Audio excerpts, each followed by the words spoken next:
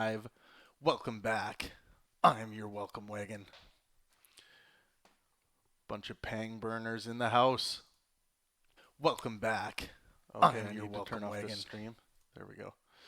Perfecto. Welcome. Let me know you're here.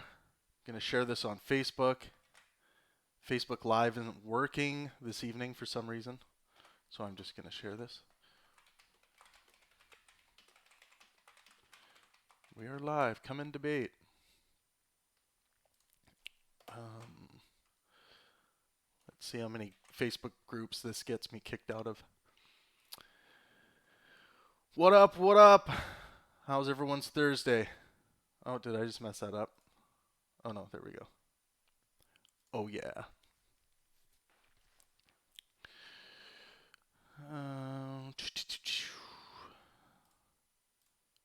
Share in a group. Just gonna share to a couple of my groups here, guys. Pangburn.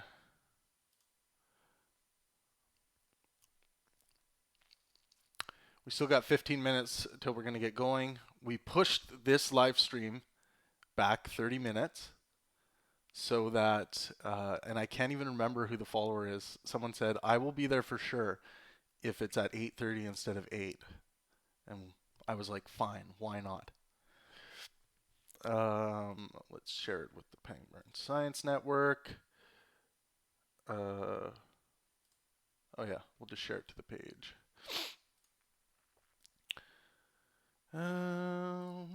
Yeah. What other groups should I hit? Okay. I'll share with my debate group. Yes, we should be able to get through the final segment of the Sam Harris versus Jordan Peterson saga. No, I don't want to share it as that. I want to share it as this, as debate. I kind of just want to.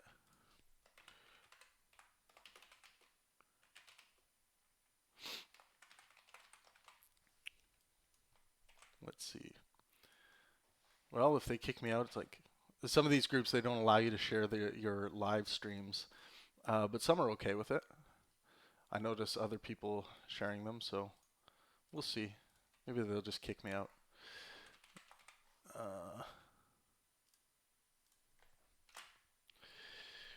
Let's do that and that.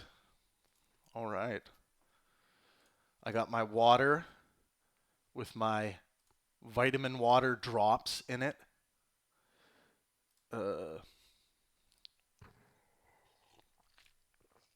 Let's see who we got in the chat today.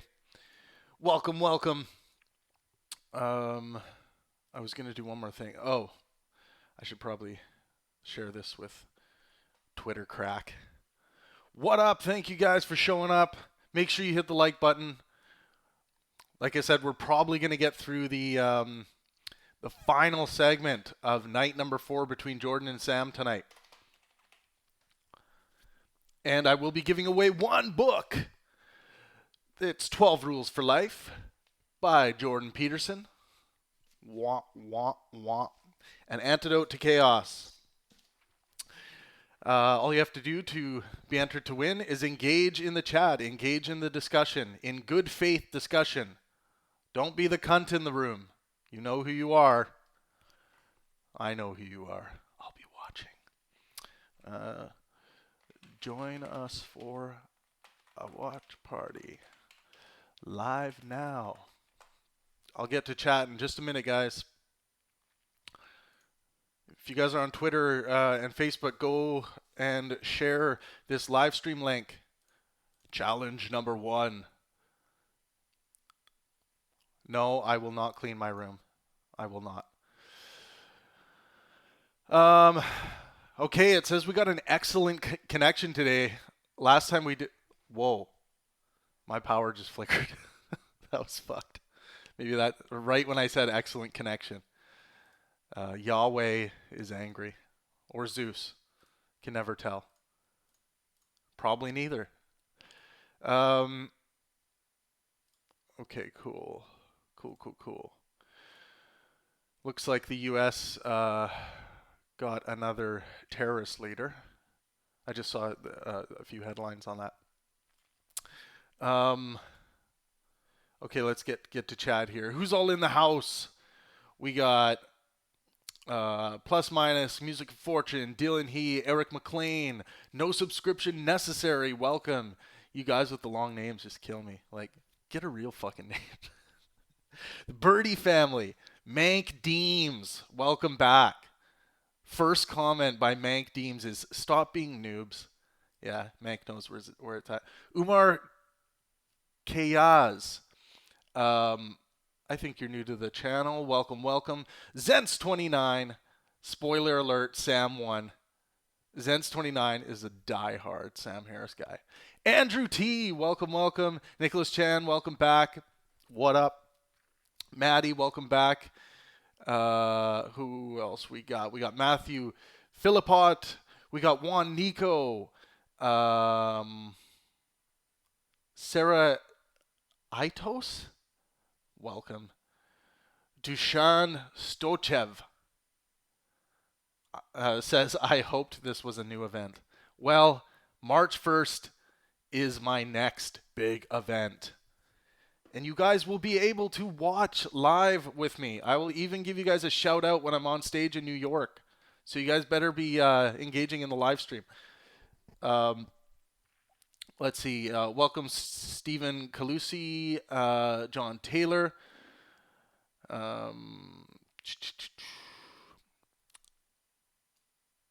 Bunch of new people in the chat. That's awesome, guys.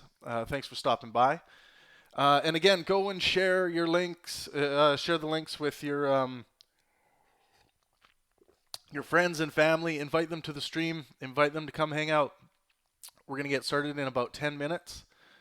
I'll give one more reminder to we did create an event page for this. We did. And now Facebook's not loading. What does that mean? It hates me. I got my How to Pick Up Chicks shirt on. Oh yeah. Let's see, I gotta look. You locate the chick, you bend over, and then you pick up the chick. Oh yeah. That's what they like. Okay, I was gonna make a comment in here. We are live. We are live. There we go.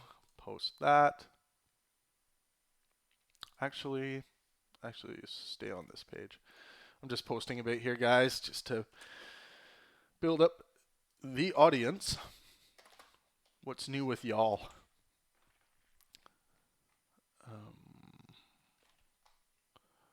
I am live. There we go. Perfecto. I think I hit everything. That should be good.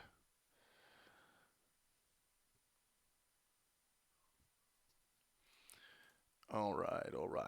Yeah, remember to smash that like button, as the young YouTubers say. Smash it.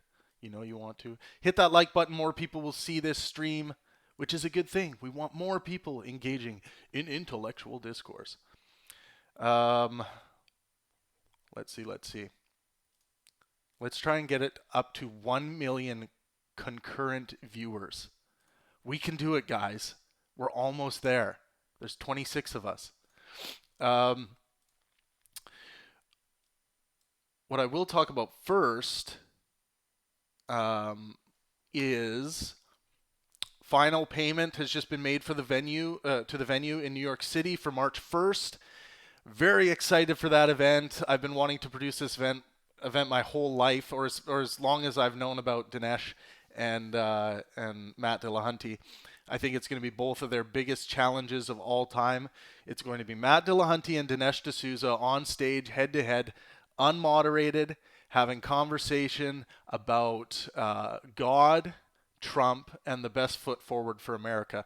I think this event is so important for the United States. I think it's going to be insanely popular once we eventually release it. I hope you guys can help support the event. If you can't make it to New York City, I'm going to give you guys the link in the comment section here. But you can watch the live stream with us. And if you can't even watch the live stream, even if you buy a live stream ticket, it really helps out the event, and it's a good way to support intellectual discourse and what we do at Pangburn. So if you go to pang-burn.com/live stream, you can get your ticket. It's $9.99. All those nines attracts more buyers. Someone told me. I don't necessarily know if that still works, but here's hoping. Yeah, so hopefully we'll get a few of you tuning in for the live stream. That would be awesome. And then eventually, of course, with all of the live events that I produce, they will eventually be free to the world.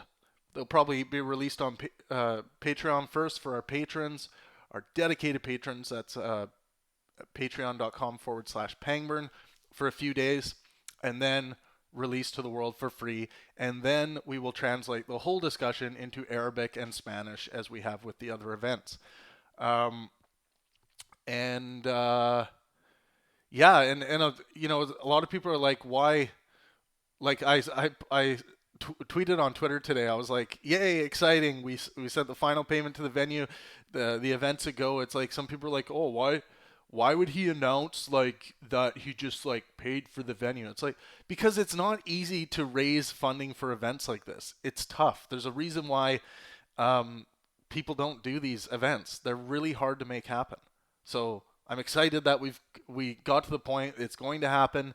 I'm really excited for it. You know, but just as long as neither of the speakers dies or anything before March 1st, we are good to go on this one. So we're going to get it. We're going to get Matt Dillahunty versus Dinesh D'Souza. And I think this is going to be one of the best ideological tilts in history. I really do.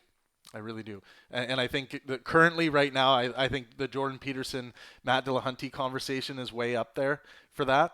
But I think the Dinesh D'Souza and Matt Dillahunty conversation is going to be even bigger, better, and more influential. So super excited for that. Thank you guys for stopping by and hanging out with me tonight. I will be going through the chat as we watch some content here. Nicholas Chan says, "Thank you for holding the JP Sam debates, Travis. I really enjoyed them." Of course. Atheist Bear with the super chat, $14.99, says thanks and keep it up. Atheist Bear, man, woman, whatever you are, alien, you're always throwing up the super chats, and I really appreciate that. It might not seem like $14.99 does a lot, but with how small like the Pangburn organization is, it actually does make a difference. And a lot of like basically all of this money goes into our translation fund for all of our future events, so that we can have them translated into Arabic, and through Facebook we can target advertising in Arabic speaking countries and get, you know, and it really helps us to make sure everyone can engage in the war of ideas to its full potential. So, Atheist Bear, thank you so much for the super chat. And again, Atheist Bear says thanks and keep it up, of course. Yeah. Andrew T says, "I make it rain." Make it rain for intellectualism. I'm going to be bringing out, yeah, and obviously if you guys can't afford to like throw money towards this, it's all good. Don't kill yourself in donating money or anything. But I will be recognizing 2 key investors on stage before the event in New York City, because without investors for these events, they're damn near impossible to make happen.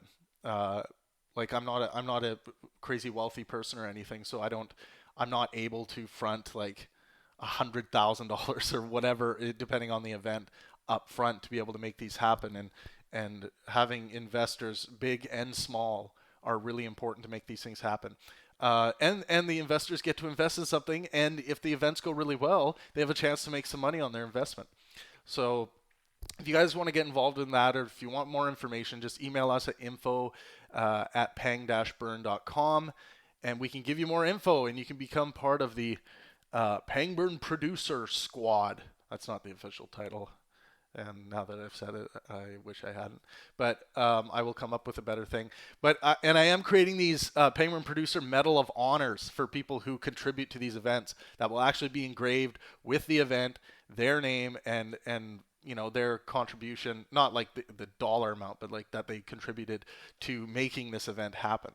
I think it's awesome. Like I can't think of any better way or more important way to invest your money. Obviously, there are other causes that are really important, but this one's really big. Andrew T says, any way I can possibly trade the tickets I win for D'Souza versus Dillahunty debate for something similar? I won't be able to make it to the debate, sadly. Yes, Andrew, can you send us an email to info@pang-burn.com, and we will sort something out for you. The first organism is back in the house. Oh, we are at 8:30, so we are ready to go. So we'll start tonight off. We're still trying to sell tickets for the March 1st event. Every ticket we sell really helps us out. So we'll start off with watching the trailer again. Is my volume right? Okay, yeah. Yeah, we'll start off with watching the trailer again tonight, and then we'll get right into the content and start having a discussion. I know a lot of you. Yeah, if your question didn't get answered from earlier chat, I will answer it. Just write it again and try to @Pangburn your questions. It just helps me to get to them, or else things get lost. And if you're just having conversations in between each other, just don't @Pangburn me. Again, thank you so much to Atheist Bear, always throwing down the big super chat. Thank you. So let's. How are we doing? Okay, good. Let's get started here with a little trailer action. Dinesh D'Souza versus Matt Dillahunty, March 1st in New York City at the Town Hall Theater, right downtown, right in Manhattan. It's going to be a hell of a time. Really looking forward to it. We'll go out for dinner first. I'm going to be doing some live streams with the channel during that day, so you guys can get some behind the scenes action of what's going on, and I'll be with you guys all day. And once the event starts, obviously you guys can jump on the live stream. But here we go. We have seen in recent years not just atheism, but a kind of new atheism, more militant, more suave, more effective than the atheism of the past. They want to attack Christianity in the private sphere also. They really want to make every Christian feel like a total idiot.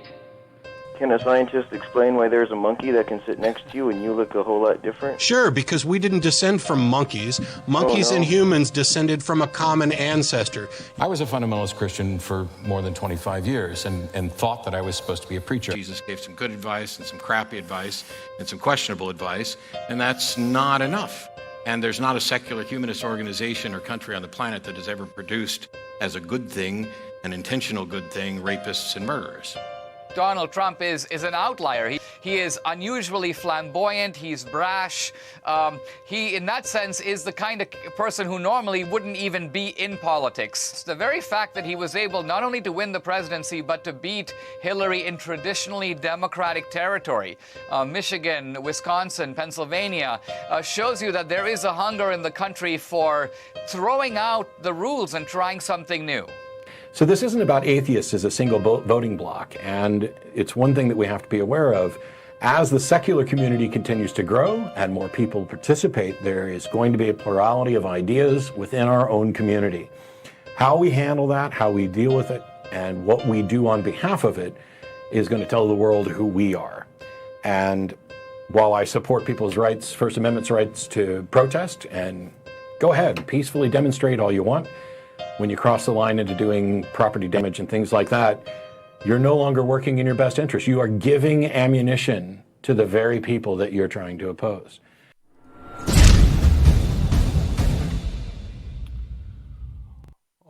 right. And that is, again, March 1st at the Town Hall Theater in New York City. I hope you guys can make it. John Taylor asks, what is the format of the debate on March 1st? Who is moderating? Well, there's no moderator, which is generally pretty typical of the events that I produce. I like to have people just on stage having a conversation, no structure really.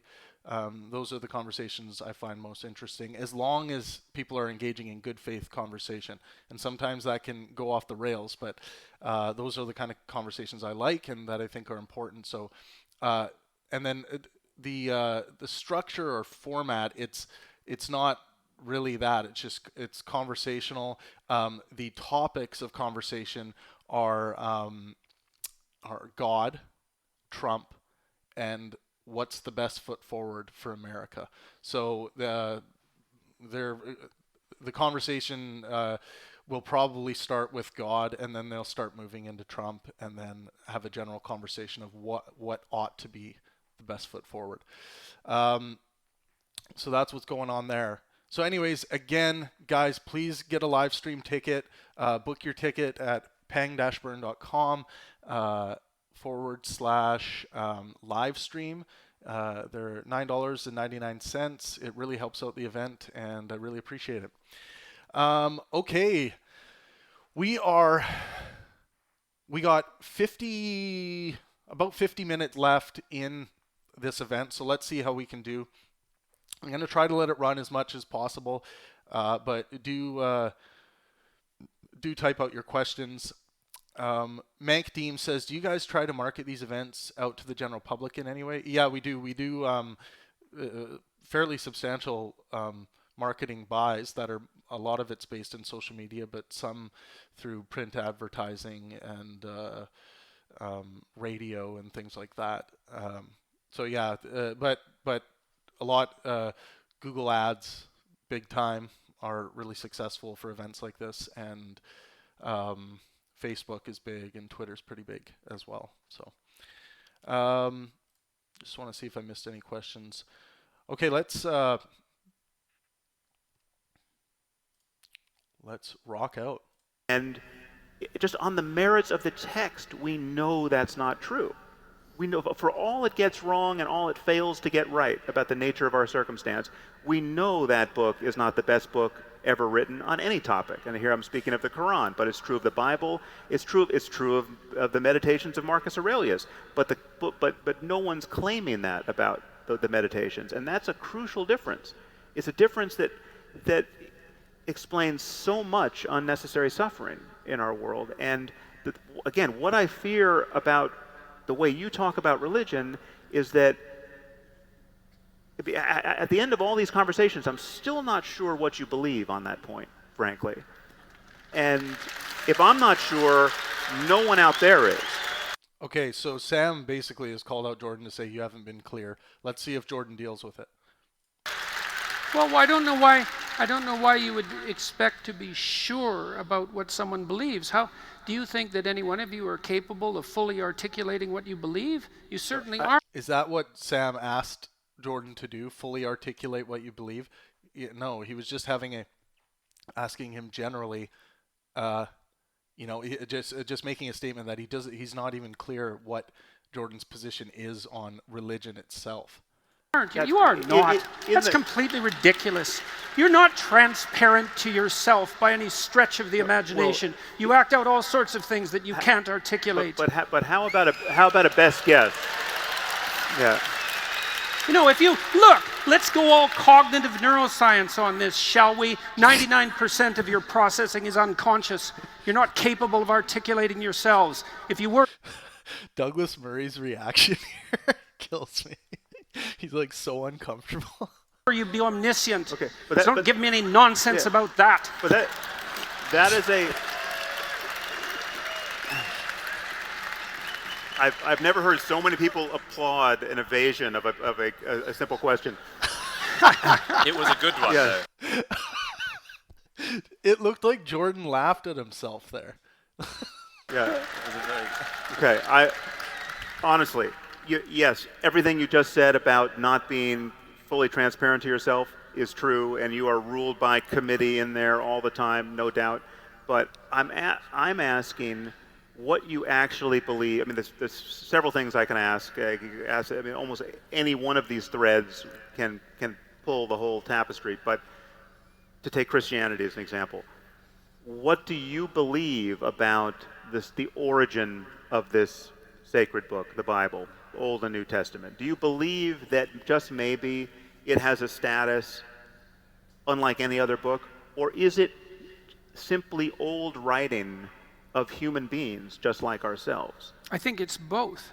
Okay, so but so what does that mean? That you're saying that there's somebody who's taking dictation that is unlike any other dictation. So Homer, though well, creative, Sam, or Shakespeare, though creative, was doing something else. It's not like we understand the sources of inspiration. Okay, but if you but talk everyone's to been inspired. People, if you talk to creative people, yes, they often describe themselves as something approximating a conduit through which higher wisdom is pouring. Again, you're yeah, but that doesn't mean that that's what's actually happening. We have an understanding of how thinking and creative thinking comes to be. Shakespeare could say that, and any writer can say that. Ultimately, yes. Right? And it's also the case that we would rank order those writers, which is why you pointed to Shakespeare, in terms of the generalizable validity of their revelations. Sure. And so, well, look, so you run into the same issue. You criticize the Bible, and look, fair enough. But you're also evading a very important issue, which is how do you quantitatively rank the contributions of literature without assuming that there's a hierarchy of revelation? There's a hierarchy of wisdom. Sure, there's a hierarchy of human wisdom. I will grant you that every day of the week. But But we're talking about primates like ourselves having conversations, and this is the most important game we can play. I mean, this is the best game in town, and it has always been so. But people are imagining, and it includes, as you said at the outset, what I would call spiritual experience. And spiritual experience admits of a fact-based discussion about the nature of human consciousness. And why do you allow that as an exception? Because it's not an exception; it's part of the data set. So it's possible to have so this is spiritual experience without the possibility of concretized revelation. No. So it's a formless spirituality that you're advocating. No. You can have. I'm not even discounting the possibility that there are invisible entities out there in the universe far smarter than ourselves who we could possibly be in dialogue with.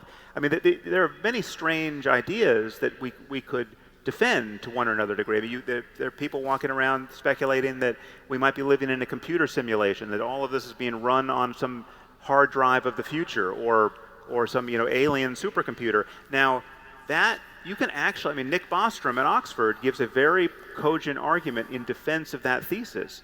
Right? Now, you can deal with that on its merits. I'm not saying the universe isn't stranger than we suppose or even can suppose, but one thing we know is that when you read the Bible, you can turn every page of that book and you will not find evidence of omniscience. You will not find anything in there that someone as smart as Shakespeare, or actually a little bit dumber, could have written.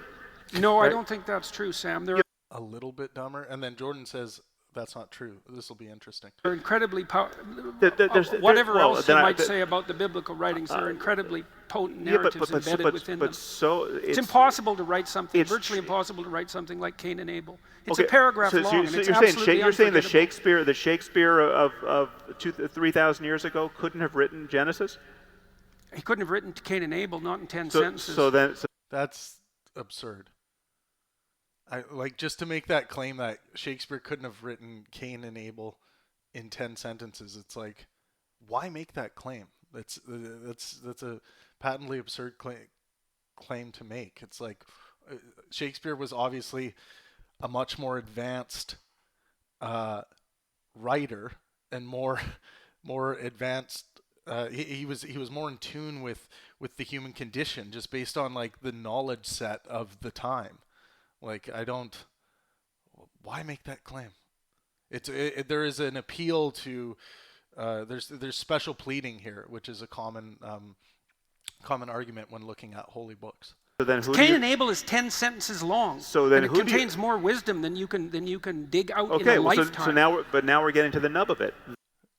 Contains more wisdom than you can dig out in a lifetime. Cain and Abel. It can be a powerful passage, but more in the 10 sentences in the Holy Myth book than can be than you can pull out in a lifetime. Like, come on, that's foolishness. That is foolishness. A learned person from nowadays can sit down with it and break it down and look at the meaning behind it and figure out the metaphors and just figure out the humanity, the emotional aspects, and you can dissect it. This is special pleading. Then you think that was not the product of a human mind? I think it was the product of a vast collection of human minds working over millennia. Okay, so we have a committee of Shakespeare's. So, but still, we're just dealing with people. We've just got people. Well, but that's Okay, so Jordan just said, I think it's a collection of people who have contributed to this over generations. So that essentially is an admission, and I've quoted that before, that Jordan is saying that, okay, yes, this is humans claiming to be divinely inspired. Are they divinely inspired? Well, Jordan hasn't made that claim. But this concession, if indeed you're making it, and I'm still not sure, is the eradication of traditional Christianity. Look, if something is deeply wise, it's reflective of a deeper reality. Otherwise, it wouldn't be wise. I'm in love with deeper realities. So what's the deeper reality that something as wise as the story of Cain and Abel reflects? What's the reality? A landscape of mind that that either takes great training, great luck, or pharmacological bombardment of the human brain to explore. Right? There are ways to get there. There are ways to have the beatific vision, right? And we understand this to some degree experientially, and we can understand it to some degree by third-person methods of science.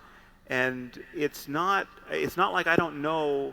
I mean, I've had many experiences that, if I had them in a religious context, would have counted for me as evidence of the truth of my religion, right? But because I was not brought up in a religious context, and because I spend a lot of time seeing the downside of that form of credulity, I have never been tempted to interpret these experiences that way. Try a higher dose.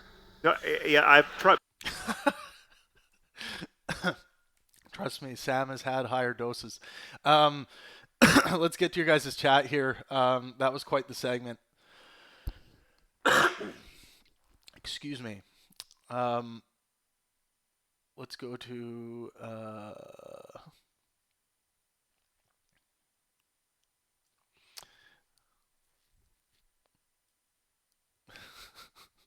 This is awesome. Nicholas Chan says, love this part. So violent. So booms. This is when Jordan goes after the audience. Dylan laughs. Nicholas Chan says, it's quite cute, actually. Mank Deem says, they poking each other hard. Yeah, definitely. Well, after four events and 2 podcasts that did not go very well, it's funny to see even a bit of frustration in Sam, because he's a guy that usually keeps it pretty cool.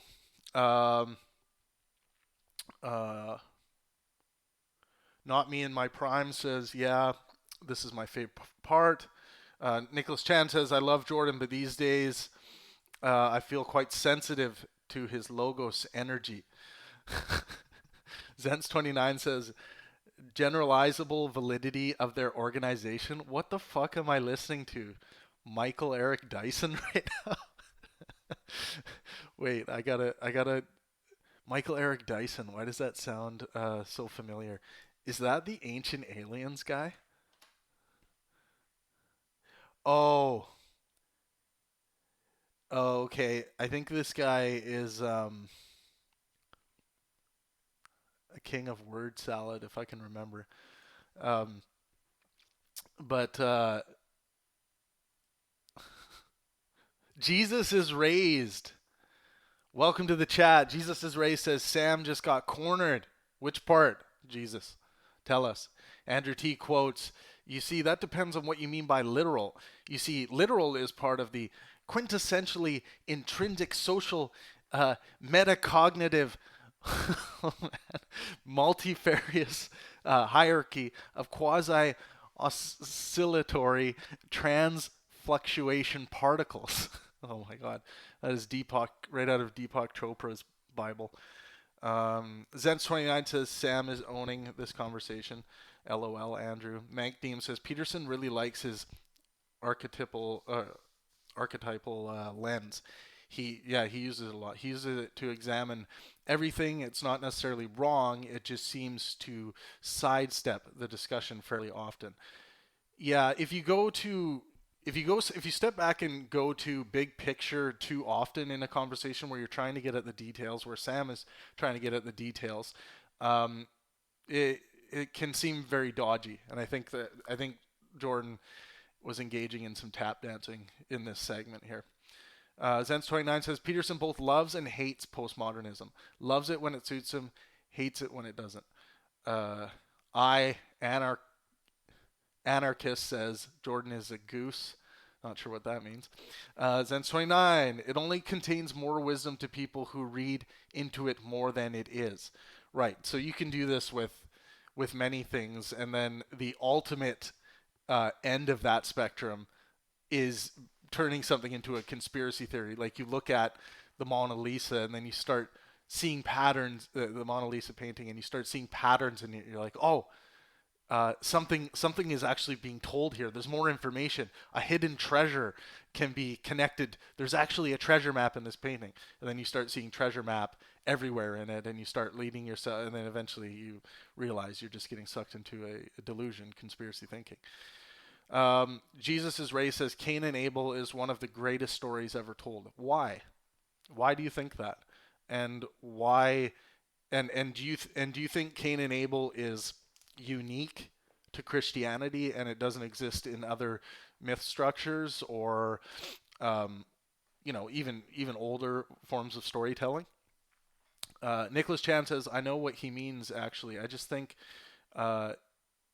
it was not tactical for him to say it. Mank Deem says, and it also doesn't mean that meaning was actually intended in the work. Yeah, this happens all the time with poets and with songwriters. With songwriters a lot. People sit down and listen to their favorite song and be like, yeah, you know what, I can really tell what this song's about, man. It's about this and going through this struggle and being of that. And then the musician will be like, yeah, I mean, I just smoked a bunch of crack and came up with this weird story just out of my imagination that has nothing to do with any kind of real story or anything like that, which is very common in poetry. The First Organism says, I think he is going off the premise the story has been written by numerous people over the years, but I could be mistaken. Yeah, obviously the editing and the amount of interpretation and adjustments that are done to text like this over this amount of time is vast. Andrew T says, Peterson is trying to find metaphors. You can create metaphors for literally any book. Of course. True. I can create complex metaphors for The Little Engine That Could. Or a Teletubbies marathon. Yeah, and Jordan actually does this a lot. Like he takes pop culture examples, and he creates these metaphors as well, and then he ties them back to, oh, well, this really came from this. And a lot of scholars do this with Shakespeare as well, how a lot of modern narrative is based on things that Shakespeare created.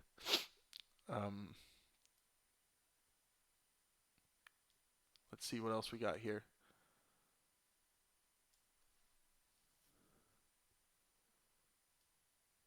Right, yeah.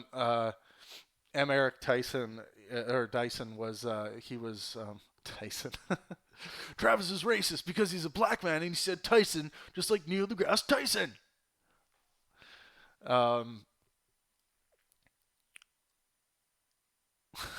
Racism badge of honor. Yeah, Eric Dyson was part of the conversation done by Monk Debates in Toronto.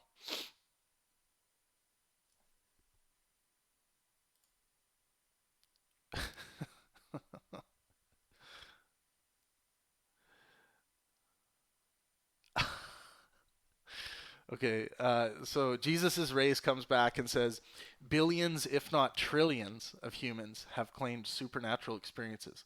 This is not something you can ignore when there is no evidence the supernatural does not exist. Okay, let's clear this up. So first, Jesus' race says, billions, if not trillions, of humans have claimed supernatural experiences. Okay, but that same amount of people have claimed that they can feel the spirit, like as an example, that they can feel the spirit of their dead elder with them. And there's no evidence that that spirit is actually with them. And if they are going to claim that that spirit is with them, then the burden of proof is on them to demonstrate that. And this just hasn't been demonstrated. Jesus says this is not something you can ignore. Well, it's not being ignored. It's been thought about a lot, and there are reasons that we create these narratives and create these ideas, a lot having to do with the fear of death. A lot of these ideas in holy books boil down to giving some kind of option or hope in lieu of the inevitable death that we will all face. Because when people learn that this is all going to end, sometimes, especially in early human civilizations, when life just wasn't that great, like you're basically getting born, being raised to go and die in a war, it was easy to fall into nihilism in those times. Yeah. All right, let's get back. Let's watch some more here. Thanks for engaging in the chat, guys. Remember to hit that like button on the stream. Really Believe helps more me. people to see Yes, it. I'll go. I'll play that game of poker with you all day long. You'd be surprised, yes, my friend. Yes. Well, maybe. We're going to have to ask by the way about Q&A. Maybe there's our next podcast. Yeah. Did you just see a card? Okay, so look, Jordan. I've got to ask all of you a question now. So we're an hour and 15 minutes into this discussion, and hypothetically, That just reminded me, I got to ask all you a question now. It's like after every event I've done with Jordan or hung out with him, where can I get a steak at this hour? Jordan's always looking for a steak.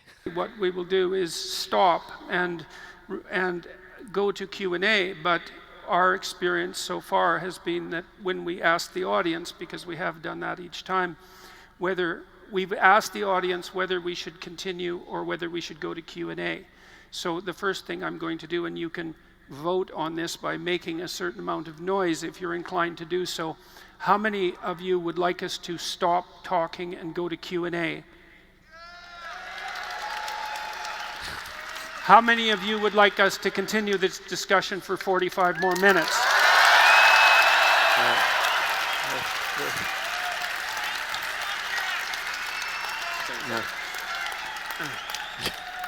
It seems to me that it's an objective fact that the latter people have the floor. It really is going to be a rude awakening when those applause are reversed, however. Yeah, Yeah. we know Really it's time to humiliating. stop. Just It's get time to off stop the at that stage. point.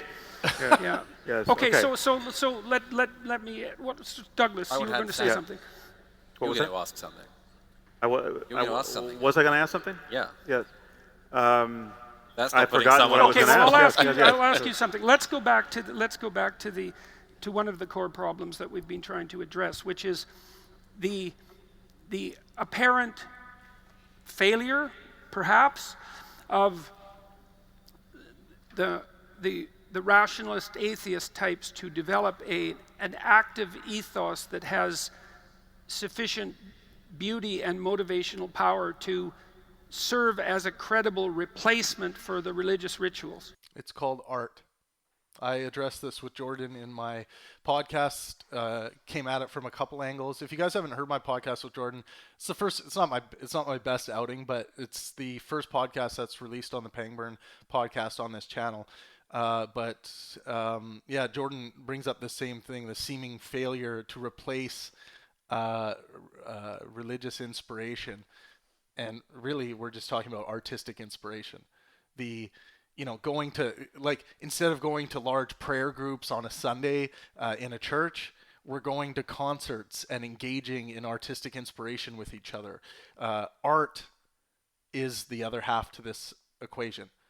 This is why my slogan has always been, "Let art and science inspire," because I think there's just the two halves of the brain, and I don't think there's anything necessarily special outside of the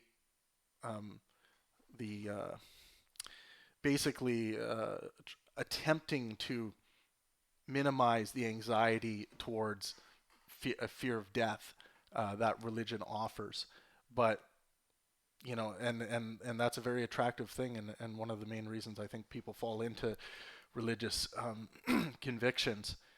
But this idea that this inspirational power of religion is somehow unique to God belief itself, I just don't buy it. I don't. I think these same experiences, these same epitome of pleasures that you can get from religion, you're getting it from religion for the artistic reasons, the same reasons you're having this feeling when you're playing the piano or you're singing a song or you're hanging out with friends and talking about ideas. And I think there's a reason why these myths are dying out and people just aren't buying them anymore, because I think we have better cognitive tools in place now to deal with the reality of death, and life is just so much better to live now, and I think that plays a huge role in this, and I think Steven Pinker talks about that as well. So there must be a reason why that failure has occurred, right? So, do you have any sense of what the reason might be? Zens29 says, I agree with Travis here, but that's not to say takes away from how beautiful these things are. What exactly do you find beautiful, let's say, about Christianity? The fundamental idea of someone being able to be sent down and sacrificing themselves to relieve you of your sin responsibility, I think is just a bad, stupid idea created by Bronze Age peasants. Why do you think there's beauty in that, or do you think? I think it's an entertaining idea. Like I think it's a good idea for a screenplay. Like that's what I like when I see an idea like that. I've always loved the myth of gods. God's doing these crazy things to make people worship them, and if they don't, they're gonna throw them into the fiery pit till all eternity. Like it's entertaining. I like that kind of entertainment. But as a foundational structure for your worldview, nah, it's not that beautiful. Like, and obviously it's even more obvious in some other belief systems and structures, and less obvious in others. When you look at some things like Buddhism, which you can perhaps find more beauty and more poetry in something like that. A list of reasons. One is that traditionally the impulse to do that in a religious context has been fatal, right? So to declare your apostasy has been the almost as reliable a way of committing suicide as jumping off a building in most cultures and most societies for the longest time, and still is in many places, as you know, in the Muslim world. So there's been a barrier to entry to thinking creatively about alternatives to religion.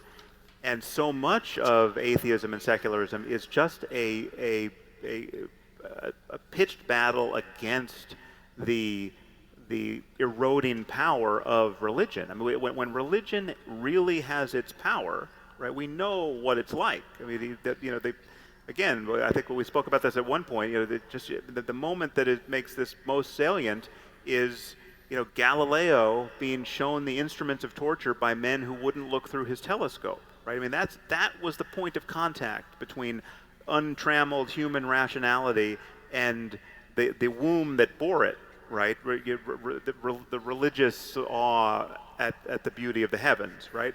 So the moment a person like Galileo stepped a little too far, and to connect us to astrology again, Galileo was a court astrologer, right? I mean, so there was a point of contact between astronomy and astrology at that point.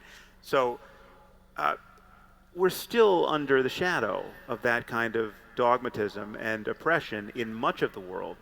I mean, for the longest time, I mean, it's still in the United States, you cannot run for the presidency without pretending to believe in God. It's amazing. It's an amazing fact, right? When will that change? Someday it will, but we have just had almost no time to experiment in this space and innovate in this space. Well, there's been some time. There've been some decades.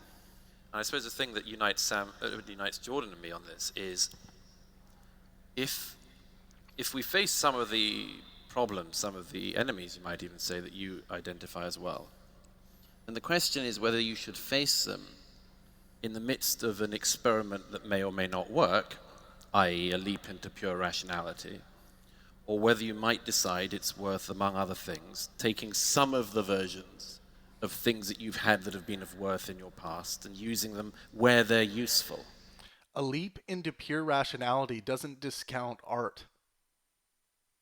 So I hear this all the time, and Douglas is so dead wrong on this. He talks about this like, well, we best not leap out of religion because we might lose something we're going to miss.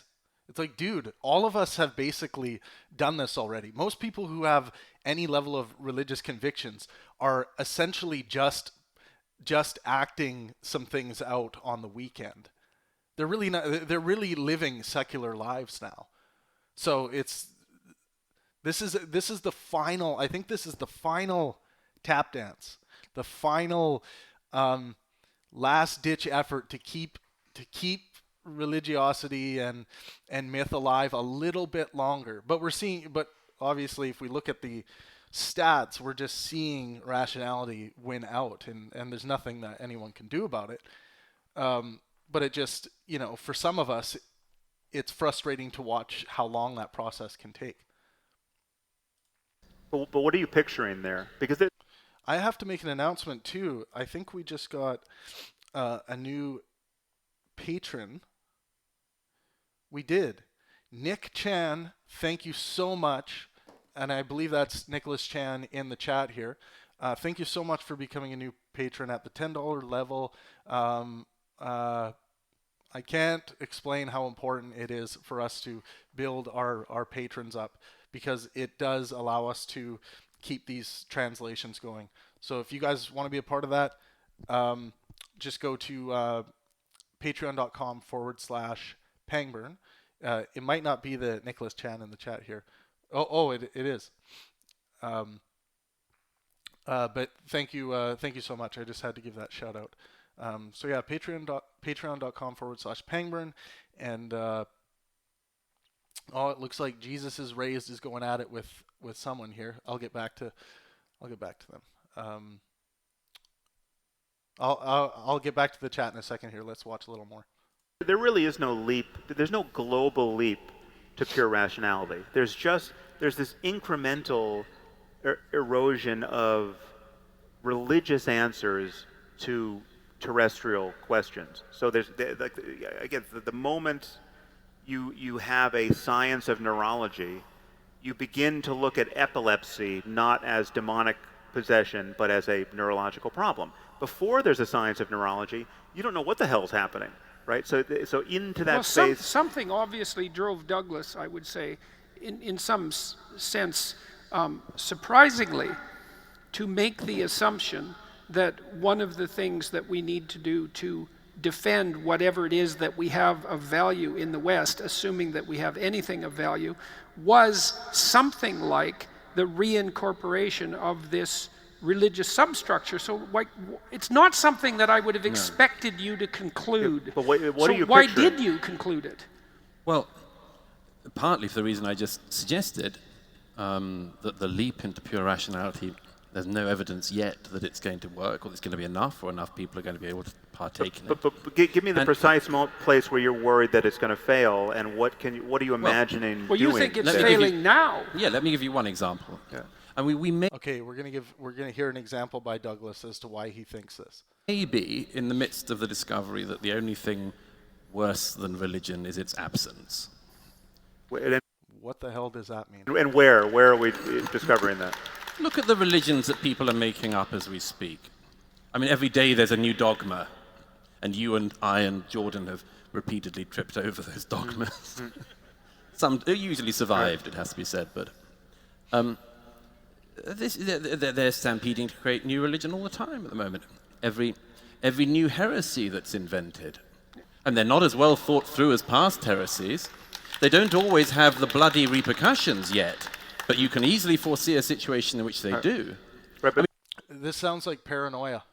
This just sounds like pure paranoia. It's, let's continue. A new religion is being created as we speak by a new generation of people who think they are non-ideological, who think they're very rational, who think they're past myth, who think they're past story. Yes, okay, and I need to clarify something here. That if what Douglas is talking about is what I just used the blanket term as social extremism, and that's something I fight against. I hate it. I think it's a bane on the existence of humanity. But that is not an excuse to hang on to a myth. There's a major confusion here. Art is the thing that someone just has to say, well, what about the artistic inspirational power that we all can engage in without believing in things that they're with no evidence? We can actually believe things based on the evidence that's produced of the reality of its existence. So this is a weird tap dance, and I think a failed argument. Who think they're better than any of their ancestors and have never bothered to even study their ancestors. Right. So, but can't you say that dogmatism is the problem? The generic problem here is dogmatism, the firm belief in the absence of good argument and good evidence. And absolutely, we can agree that dogmatism of any kind has that danger, or will always have that danger. But the void also has a danger. The void that you can create if you throw out all the stories that helped get you to where you are. Again, no one's saying to throw out all the art. We can keep all the art. That includes religion. Religion is on the art side. It's not on the science side. It's on the art side. You can keep those religious stories and meaningful texts. Just don't believe that they're true. Don't believe that they're based in some kind of, that if you do these acts, you're going to get up into heaven and life continues and all this crap. Also has this danger because people come up with these news stories. And every day's news now is about this. Our politics is now basically about this. Actually...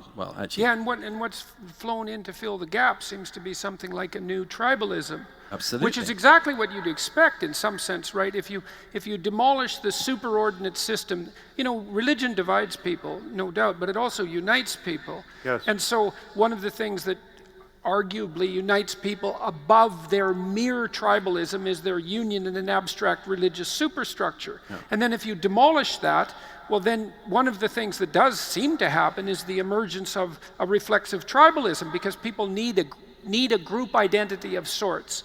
And the easiest thing to do seems to be to revert to ethnicity and race and gender and sex, etc., etc.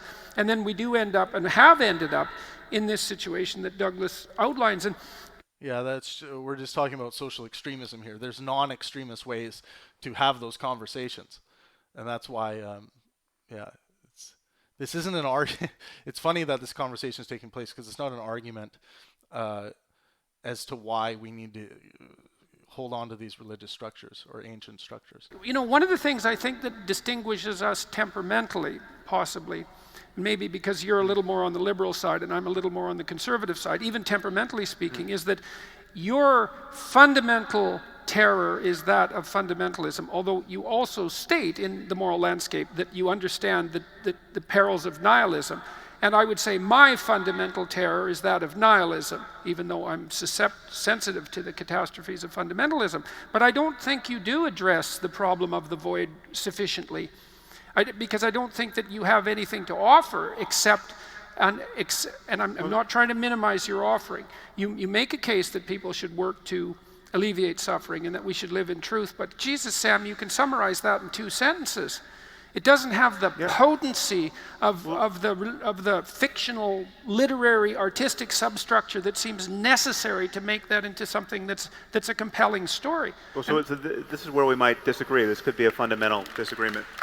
Because I don't see the problem of nihilism the way you do, or the way it's advertised. Like once you rip out the false certainties and the bad evidence and the bad arguments and the mere dogmas imposed on us by prior generations, that hole never closes safely with anything else. You have to put something in its place that's shaped just like that, some other false certainty or some other story.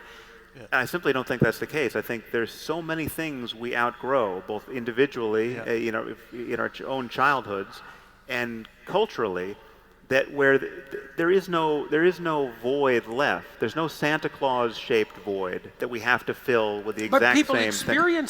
But people certainly experience that. Some people, void. I'm not discounting the fact. Sam is so right here. He just summarized exactly what I was trying to say in much better terms. Okay, let's get back to the chat.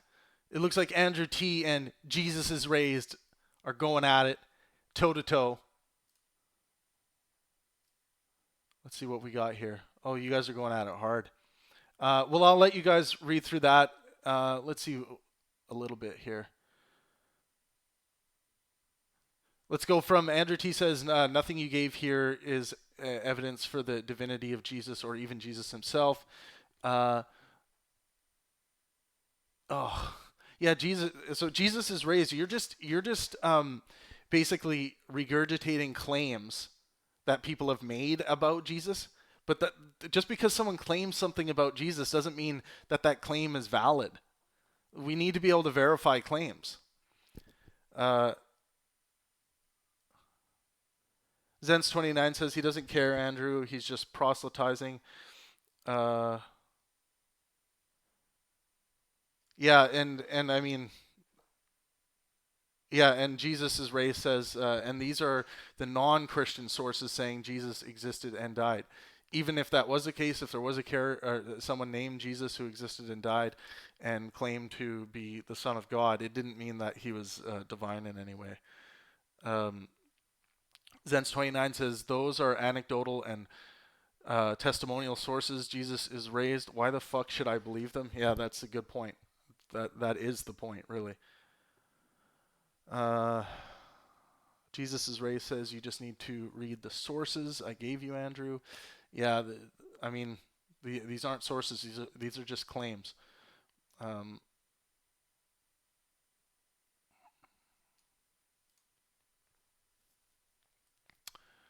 right, what else we got here? Jenny Warman says, you can't change what people believe. It's their choice. Well, actually, yes, you can. That's what the war of ideas is all about.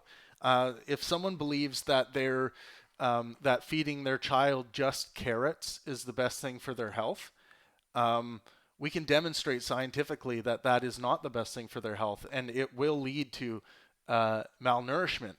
And actually, we have laws that if we find out that a child's being malnourished, the child will be taken away. So in that case, that belief should be changed. Someone should change their belief if they believe that about carrots.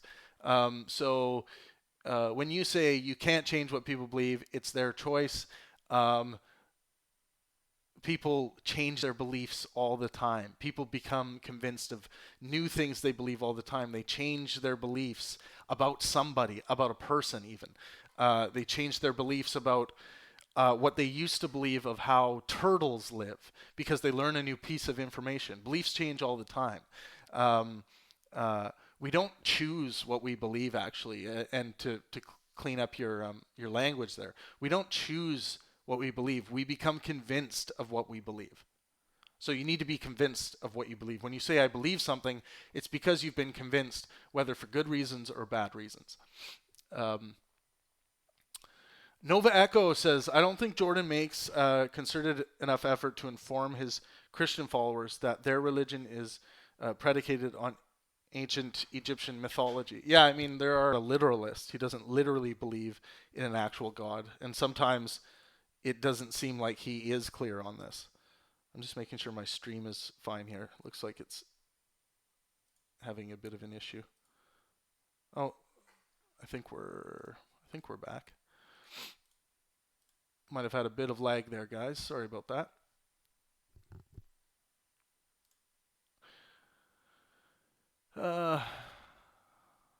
Let's see.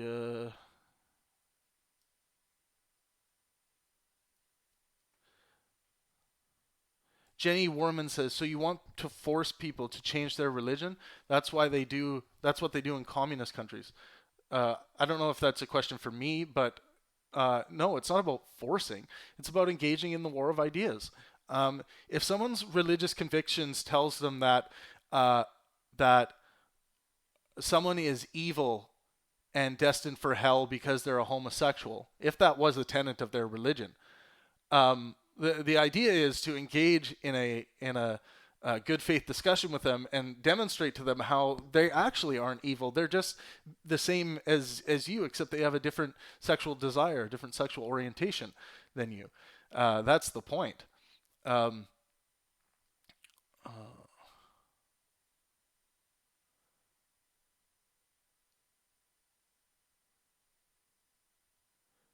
Jenny Warman says, no, you're wrong. You have an experience of faith. Why should we care at all about experiences of faith? As far as I'm concerned, the definition of faith is believing something when there is absent any, or the excuse you give for believing something when there's absent any good reason for believing it. Because if you have a good reason, you say that. You don't say, well, I believe it because of faith.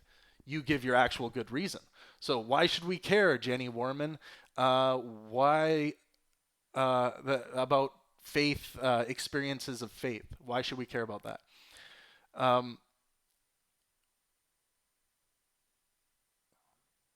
Funat Tutorial says, how do you know the Muslim religion is not true? There's the same amount of people.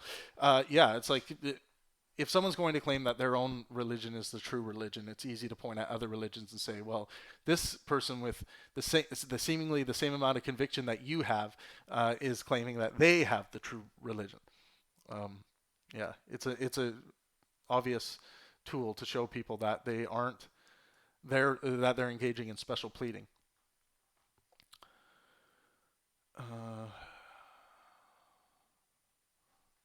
Yeah, it doesn't matter if billions of people believe in Jesus' divinity. The amount of people that believe in it doesn't make it true, just like Santa Claus.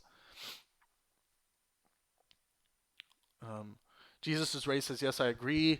Jesus living and dying doesn't prove God exists. That's not the point I was making. And Andrew T says, that's the point I was making.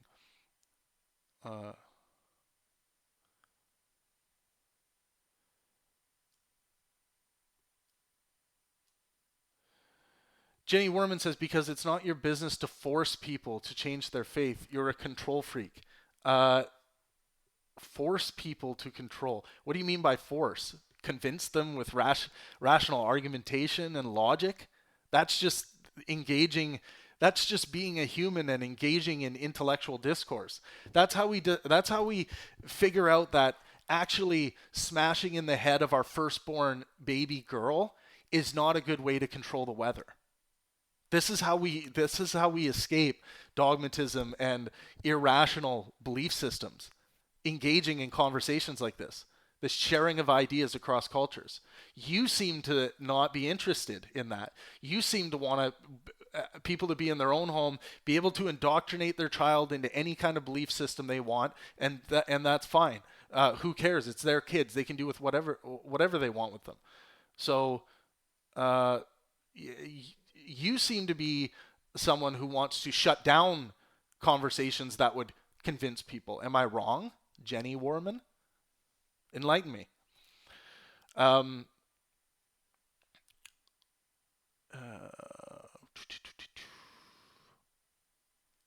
Jenny Warman says, faith isn't an intellectual thing. It's like arguing that love is irrational. No, we can build models of love. And we can show if love is rational or not.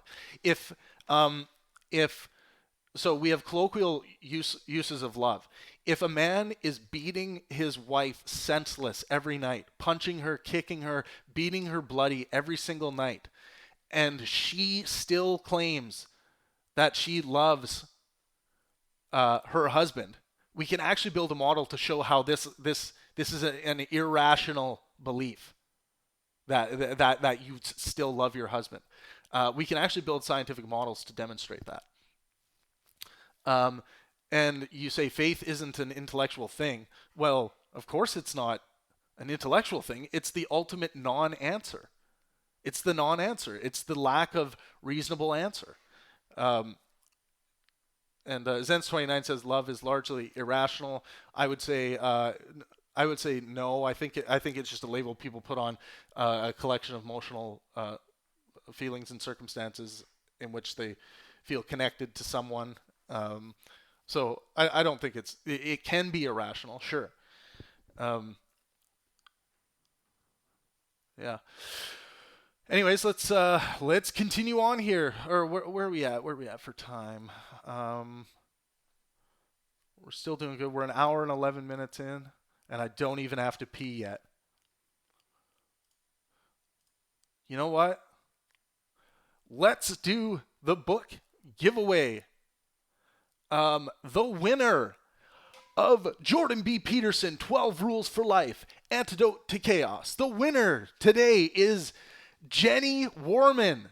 Jenny Warman has been giving it her all in the chat. I highly respect that. Engaging in intellectual discourse. You are the winner of this beautiful hard copy version of 12 Rules for Life, An Antidote to Chaos by Jordan B. Peterson. To claim your prize, just go over to the Pangburn Facebook page, send us a message. It's at Pangburn Inspire. You'll find us. Just type in Pangburn on Facebook, send us a message, and we'll get your address so we can ship you your book.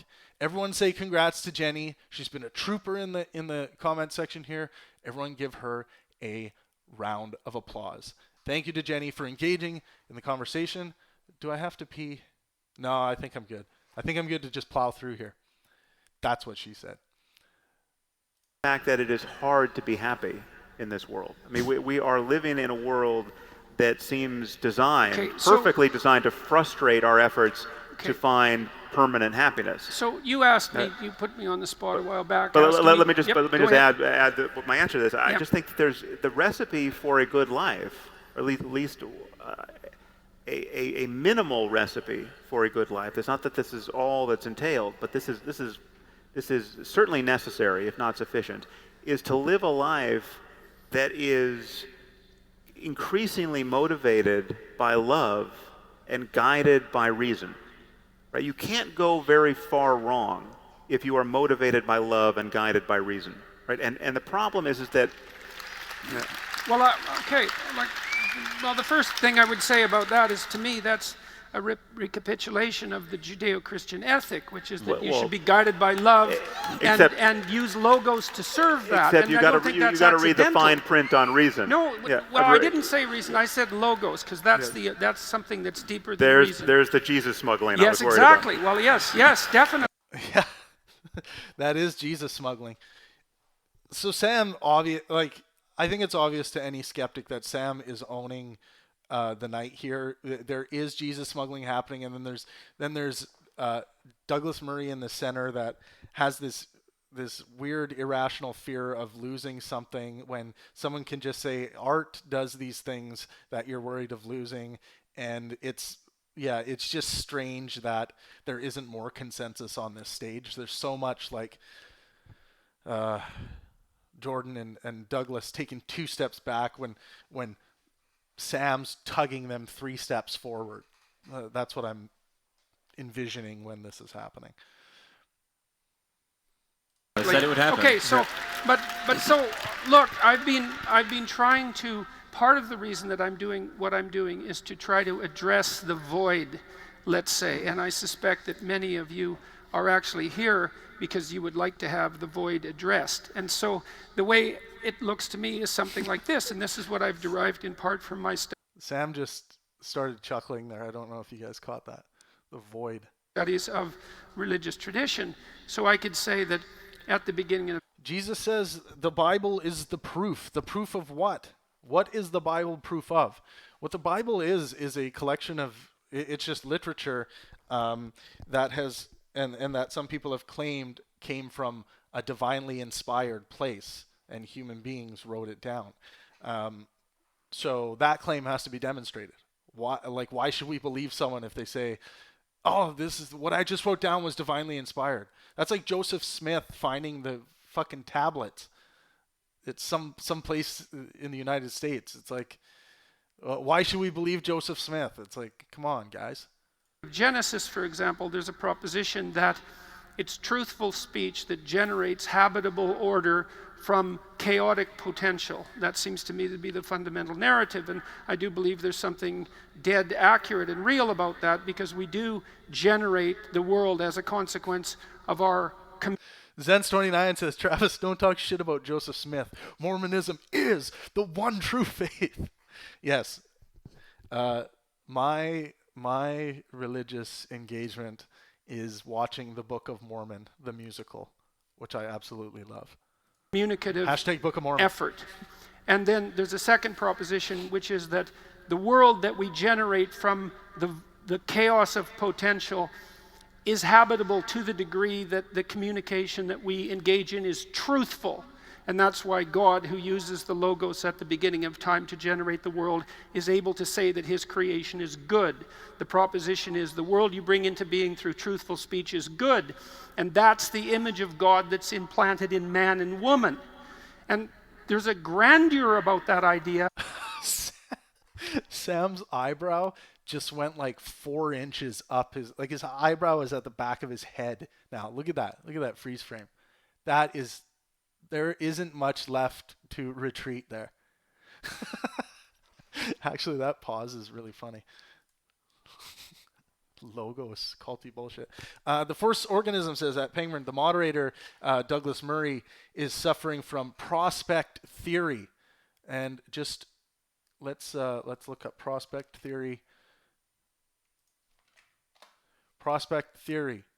The prospect theory is an economics theory developed by, let's see.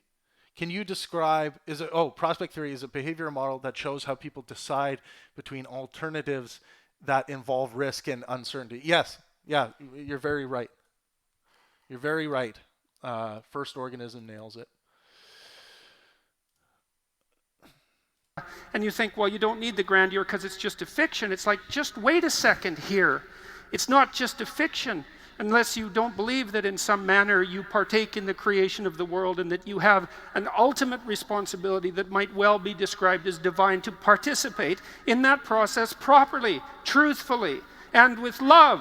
And there's every reason to think that that's an elevated ideal so high that it's worthy of conceptualizing as divine, and also to presume that it represents some fundamental metaphysical reality. And that's a lot more powerful than you need to be good. Yes, but the problem here, Jordan, is that I could do exactly what you just did with Buddhism or Hinduism.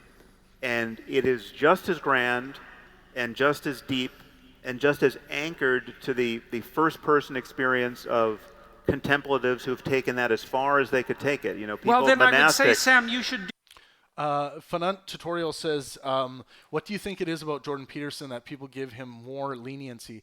Is it because he's a professor that acts like he's more knowledge? No, it's because Jordan's actually coming at the God problem from a relatively honest perspective.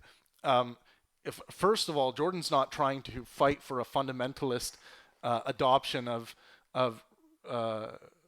Christian fundamentalism. He's not saying that a literal God actually created the earth in 6,000 years, and you know that there is a literal God, a personal God that cares who you have sex with and in what way. He's not arguing for that. The reason why I like Jordan is because he is kind of the bridge from religious fundamentalism into religious metaphoricism, or religious metaphor instead, replacing fundamentalism with religious metaphor.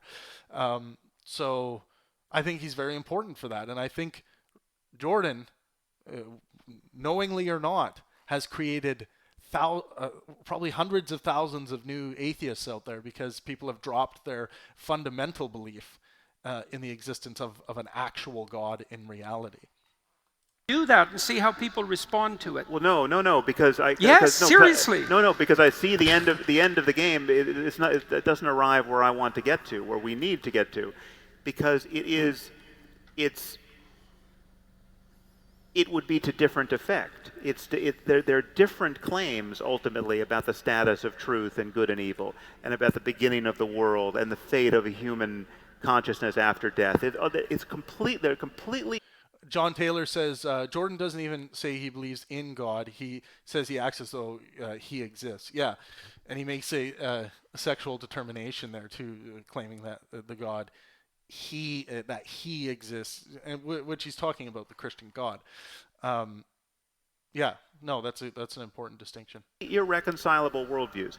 I also don't think that... You cannot square... If there are Hindus in the audience, they believe something that is totally irreconcilable to what Christians believe. I don't think that you can offer, pardon me, a watered-down version of Buddhism as a consequence of psychedelic experience as a acceptable and credible alternative to the power of the fundamental founding myths of the Western culture. Yeah, and if you think you can, then you should try. I'm trying. Well, I'm not trying that, but that's not what I. Well, first of all, just to get my biography straight, it's not just the psychedelic experience. I know.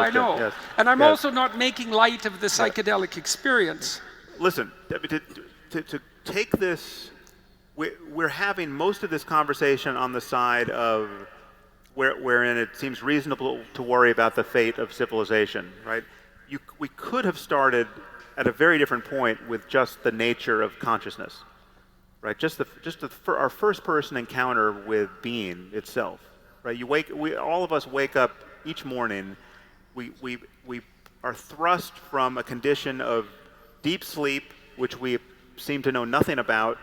And we just got pushed through a veil of dreams into this apparently solid reality that we call the world, and we're engaging one another in this space of just consciousness and its contents, and we're trying to make sense of it. And science is the best language game we play, I would argue, in trying to make truly rigorous sense of it. But it doesn't exhaust all the language games we play. We play others that are also fact-based. We talk about what happened historically before we arrived here. We talk about facts as we can understand them that we just didn't witness, but others did, and we call that journalism, right? So we're trying to have a fact-based discussion. We used to call that journalism. Yes, it's getting harder and harder to discern what's actually going on now. But we are thrust. Yeah, modern journalism. When future generations look back at this era, like, I don't know what they're going to call it, like journalism took a shit or something. Like, it just think of the most grotesque thing you can think of, and that's what we will label this era of journalism as. Into this condition of being our apparent selves moment by moment, and we notice the difference between happiness and suffering, right? And this is not merely sensory. It's not merely that, I don't like the feeling of a hot stove, and I do like a warm bath. It's ideas, the ways of thinking about ourselves and the world can open the door or close the door to various states of happiness and suffering. And religion leverages that. The difference between believing that your dead child is in heaven with Jesus and not being able to believe that is enormous, right? I want to ask a specific, though. You've expended a certain amount of reputational energy and much more on the jihadists. In your battles, shall we say there, how much allyship, to use a very voguish term, have you found from fellow secular, rational people who want to love and reason like you? Well, that is a leading question, isn't it? I've got fingers if you need more. Yeah. No, your fingers are safe.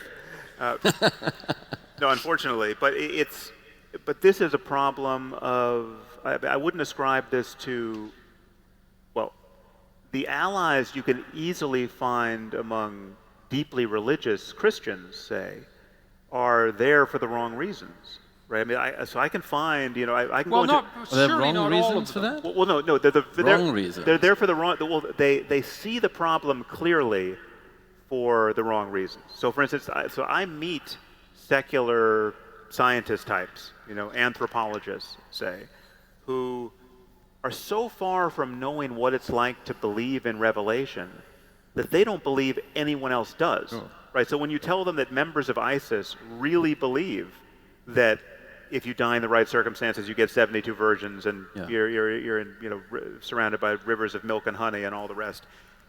If you go into the ivory tower, you meet people who don't believe that anyone believes that stuff. But if you Why would you want to be surrounded by rivers of milk and honey?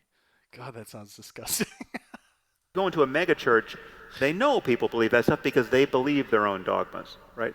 That's what it's like to be effortlessly right for not especially good reasons. The fact that you believe a book was written by God, and therefore it's trivially easy for you to understand that someone else believes that, but they just have the wrong book. That's not the rational basis for understanding our circumstance that we're looking for. I'm not saying whether one is right and one is wrong, but one seems to have more commitment in that. And in okay, what Douglas is getting at here, which he should just come out and say it, should say that there are the liberal atheists who are quick to jump down the throat of Christianity, and then when someone brings up something about jihadism in Muslim culture or in Islam, they're like, oh, let's not just pick on Islam. What about Christianity?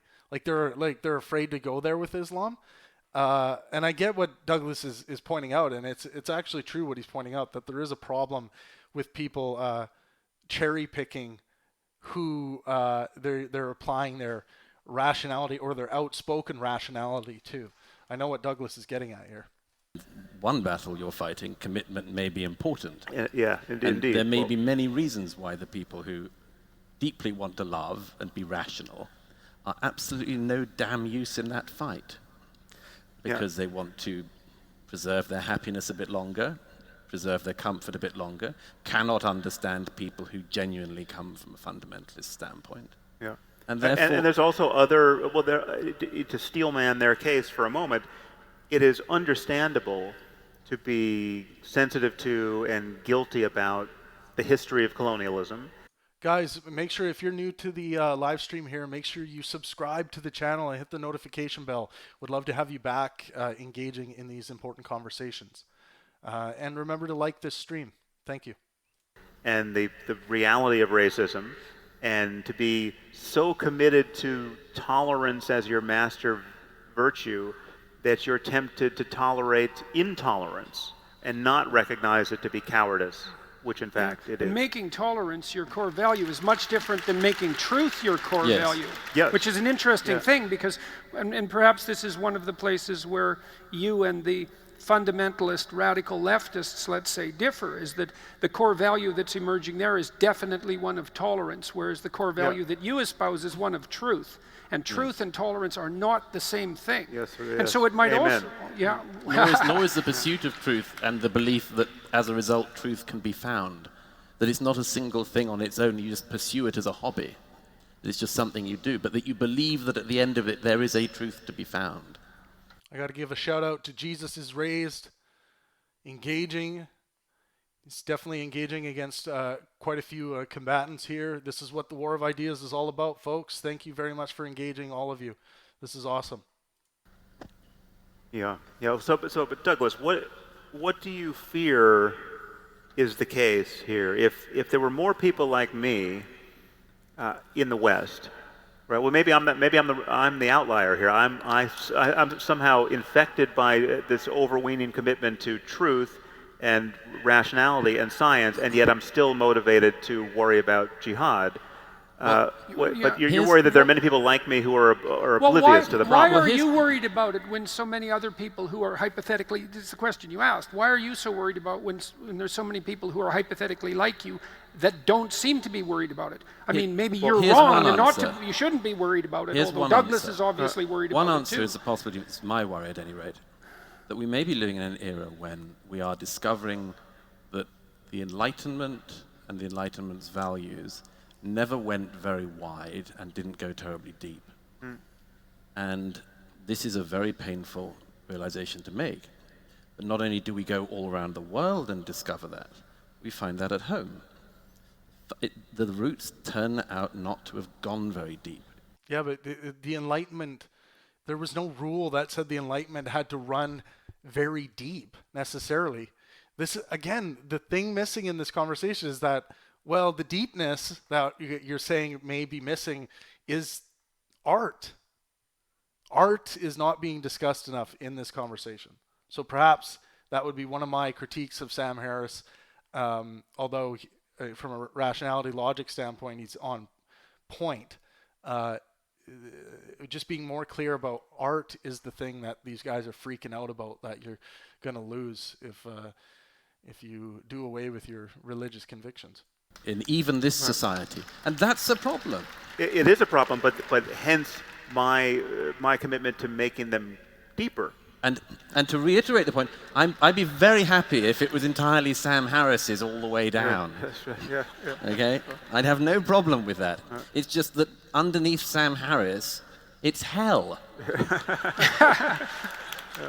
Well, I'm also curious. You know me too well. I'm curious about something that you said. Yeah, that has to be very carefully edited on YouTube. in the metaphysic that you outlined, rationality in the service of love, like this is an interesting, like I'm not sure you get away with that, because like is it rationality or is it love?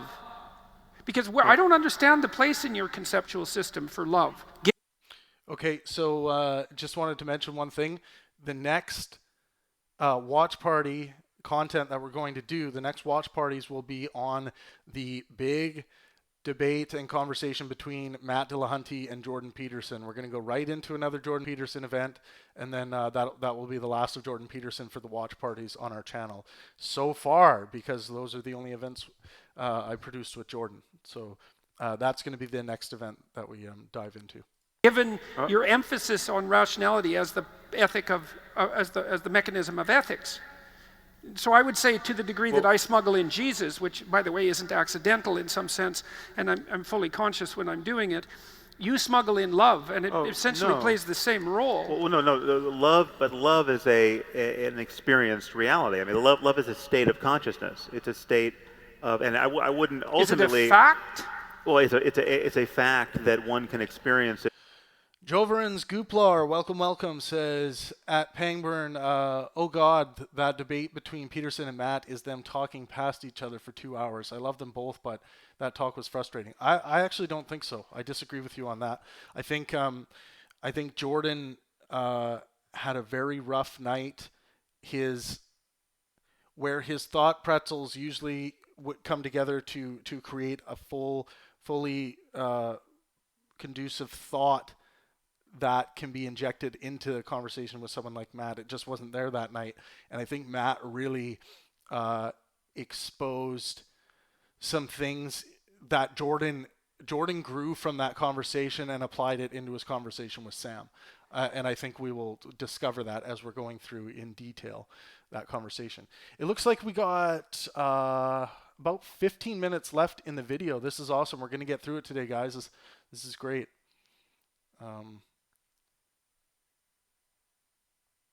If the Bible claims 10 million people saw Jesus rise, it doesn't matter. It's an extraordinary claim, requires extraordinary evidence. Text on a page is not evidence enough. Or not. Well, to varying degrees. Yeah, but that's not the same thing. No, it is. I mean, there are it's a fact that you can experience something, but the thing that you're experiencing is, there's also the thing that you're experiencing as a fact. Well, no, there are facts about the range of human experiences. I mean, I think, and not even just human, just conscious experiences. That if we can build computers that can feel love, and that's not inconceivable, and we'll either succeed in doing that or not.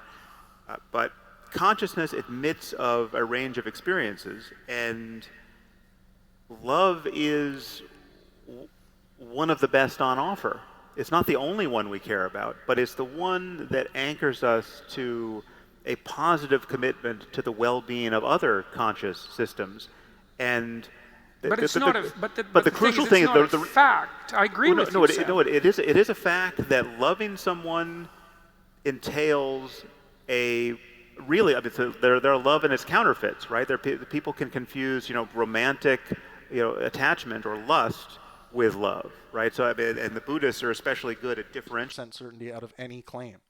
Because of the matrix hypothesis, and I talk about this a lot, you're not going to get 100% certainty out of any claim, because my creative brain can create a reality if I was the matrix controller where I could fuck up you when you were doing something seemingly logical based on your understanding of logic. It's this true pleasure, mental pleasure in the company of another that is colored by a commitment to their well-being, a wanting them to be happy, a wanting to have their hopes realized, a non-zero-sum commitment or sense of your entanglement with them. And you can see your failures to love. I mean, you can be with people who you think you love. I'm with my best friend, say, and I just find out something fantastic has happened for him, and let's say in his career, and I feel a moment of envy, say, well, then you see, well, okay, just how much do you love this person if your first reaction to something good happening to them is you feel poorer for it, right? That's the Cain and Abel story. Exactly. So these are all kinds of defects you can witness in your own mind, and yes, you pay enough attention to what it's like to be you. The full horror show of an almost biblical unwinding of all possibility is available, and you add psychedelics to that cocktail, and it gets even more vivid. But so are you saying that this is your claim that that's a fact? These are facts about the human mind, and it is also factual to say that it is possible to navigate in this space. It is possible to design institutions and social systems and ethical commitments that help us navigate in this space. And it's not that we all have to get up every morning naked and try to rebuild civilization and all of human wisdom for ourselves each day. We inherit the most useful tools. You don't have to figure this all out for yourself. And my appeal to you is that we should want to use all the best tools available without hamstringing ourselves by this notion that certain tools must be the best for all time, or certain books must be read on every page with equal diligence because this book came from the creator of the universe. When we're reading Marcus Aurelius, if he gets something catastrophically wrong on page 17, we say, well, what the hell? He lived 2,000 years ago. There's no way he knew everything, right? And we turn the page. Okay, right? so we can't do that with the Bible and the Quran. Here's a mythological representation of that. So there's an ancient idea, a very ancient idea, that when you face the void, what you do is confront it and leap into it. And what you discover at the... For those of you who are tuning into this at a later date or after this live stream's over, make sure you read the comments in the live stream. There's a very interesting conversation happening. I'm not going to read it all because it's a lot of comments to go through, but there's an interesting conversation happening between Jesus is Raised, who's obviously a Christian fundamentalist, and many in the chat who are engaging with him on calling out his burden of proof and asking for his evidence as to why he chooses to adopt a belief in Jesus and Yahweh. Bottom is a beast, and inside that beast you discover your father lying dead, and then you reanimate your father and you bring him back to the surface, and that's the means of dealing with the void, right? And so in essence, in some sense, that's just what you said. You said that except that, again, there's something confabulatory about that, because you can do I could change the valence of virtually every word you use there, and it would also sound profound and true. I could swap father for mother, and I could swap void for mountaintop, and it could be the same seemingly archetypal journey. And someone could make sense of it. It's not that easy, Sam. Like, that's the same thing. It's damn easy. I've done it with a cookbook. But look, if it's that easy, then you can write great novels. No, and you can tell great stories. Well, if it's that easy, it's not that easy to write a great story. So these things can't be swapped out with ease. And there is It is easy to write a great story. Thousands of stories are written every day or are worked on every day. And this idea of great, when we're trying to attribute a label like great to a story, it's so subjective that, like, what the hell? It's art. Art is just incredibly subjective in that regard. Like, oh, well, this one's greater than the other. Well, why do you think that?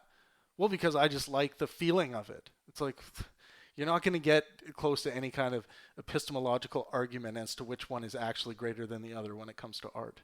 Reason that it's your father that you rescue from the belly of the beast and not your mother in those sorts of situations. Again, I give you Buddhism and Hinduism that have completely different iconographies and mythologies, and well, they're different at some levels, but not at all. It's like languages. They're different at some levels and not.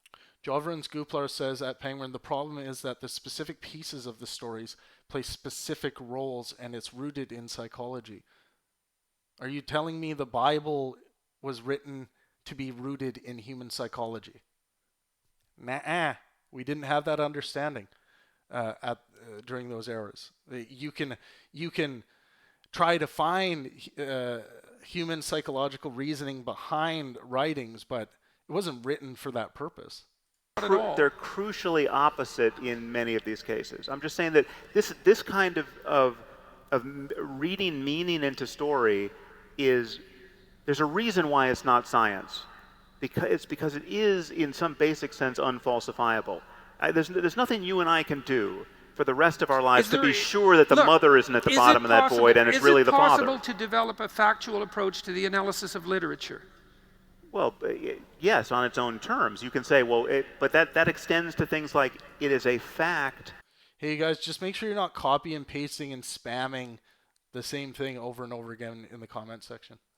That Hamlet was the Prince of Denmark and not the king. No, I meant in terms of the meaning of literature. Well, yeah, but you can make true and false claims, or more and less plausible claims about literature. Well, that's what I'm trying to do, is to make more plausible claims. On you. But again, this is a very different game than what most religious people think is on offer. Well, look, if you look at the domain of science, most scientists aren't very good at what they do. And if you look at the domain of religious thinking, most religious thinking people aren't very good at what they do, but that doesn't mean that the whole damn thing should be thrown out. There's gradations of religious revelation and wisdom. But there's that word, because revelation, if revelation is something that we can all do, you, me, and Marcus Aurelius, right? That is a very different world than the world that Muslims think they're living in. But you just said, Sam, that we have to go in. This is why I used the going down into the void to rescue your father metaphor. You just said that we have to, and you've said this before, and I know you believe it as well, that we have to go back into the past and find the wisdom that can help guide us, because we don't have to do this as if we're encountering everything for the first time. And that's exactly the idea of going into the void to rescue your father. That's how that is the eternal, age-old medication for the confrontation of the void. And you said it yourself, and so I don't know which it is. It's like, do we have to go into the past to rescue what's best, given the understanding that there is something there worth rescuing, or not? Is it pure rationality and nothing else moving forward, unconstrained by convention? It's just, again, I want... Andrew T. says, Jesus is raised. Please actually educate yourself on the actual criticism or your position before you try to persuade people. Everything you're positing has been refuted numerous times. Yeah, so it's important Jesus is raised. Just listen for a second. You have to be engaging. If you really do care about what's true, you have to be engaging what's called in good faith argumentation. So if people keep giving you good reasons to doubt what you're saying is valid. You need to reflect on that. You can't just let it go in one ear and out the other. That's not having a good faith conversation. So you should be actually actively engaging on where there are holes in your own belief system. Not just spouting platitudes about your religious convictions and saying things like, well, 100 people saw Jesus resurrected or something like that. It's like, and because it was written, it's like, well, obviously someone's going to say, if someone said that about Santa Claus, you would say, well, that doesn't mean that Santa Claus exists, right? So then you should reflect on that and be like, well, I guess that isn't very compelling evidence that Santa Claus does exist. So you have to, don't forget to engage in good faith discussion. If you're not doing that, then you're actually just void of being able to upgrade your software, and you won't upgrade it. You won't upgrade your beliefs and your worldviews, which you should be open to.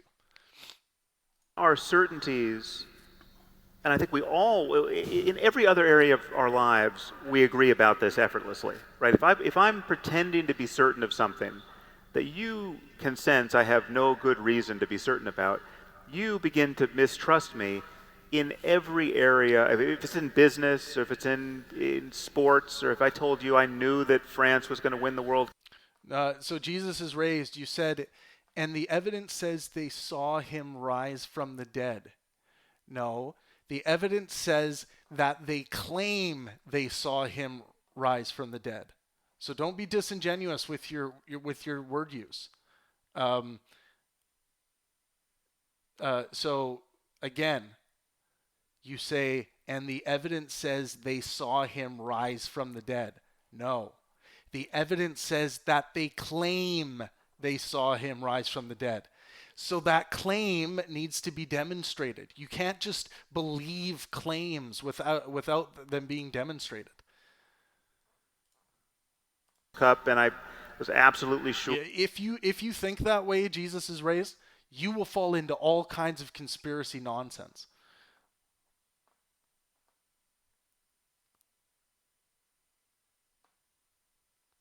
And yet I magically didn't bet any money on it. I mean, these are conversations we can have about everything else, and yet on this topic of religion, 10 minutes to go, guys, and then we've made it through this saga. Right, and I'm just arguing that the rules should never, the rules by which we dole out our credence shouldn't change. And just a reminder to subscribe, hit the notification bell. We're going to be doing many more of these watch parties. It creates a great platform to have these discussions, and I'm loving it so far. And hit the like button on this stream. Do it. You know you want to. And they don't change. And again, we shouldn't be misled by the duration of the past. I mean, this is the comparison of something like Scientology to Christianity is so invidious because we can practically meet L. Ron Hubbard, right? We've got film of him confabulating about galaxies that, ruled by overlords whose names he magically knew, right? We see the man behind the curtain. We don't see that with the Apostle Paul or anyone else who brought us the quote real religions, and yet it's always just been human beings doing this.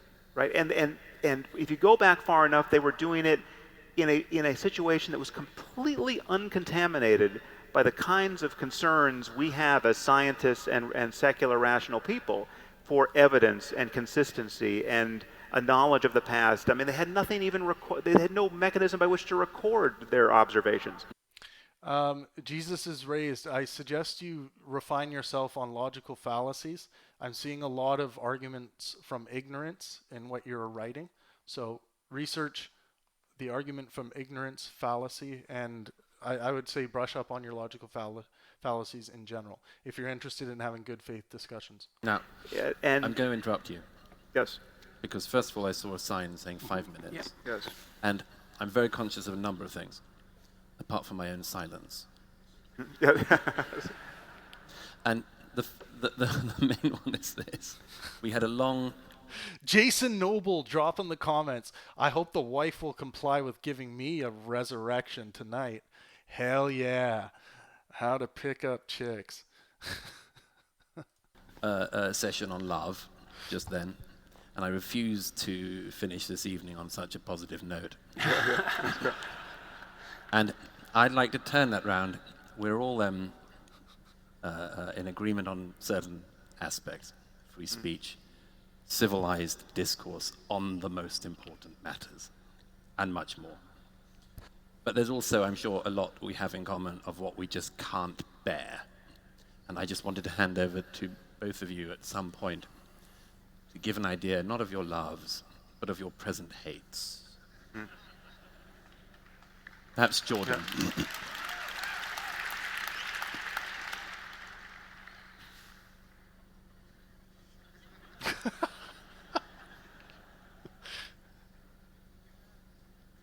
Hates. Well, I would say that I spent a lot of time over the last 30 years trying to understand the part of me that could be deeply satisfied as an Auschwitz prison guard. And I would say that that part is something that's worthy of hate. And I think the best way to overcome it is to recognize it in yourself and to do everything possible to constrain it. And that's what's given me an overwhelming horror, both of the nihilistic void and the catastrophes of totalitarianism. And the reason that I've turned to the degree that I have to the analysis of religious traditions, not losing my scientific perspective in the meantime, is because I've done everything I could to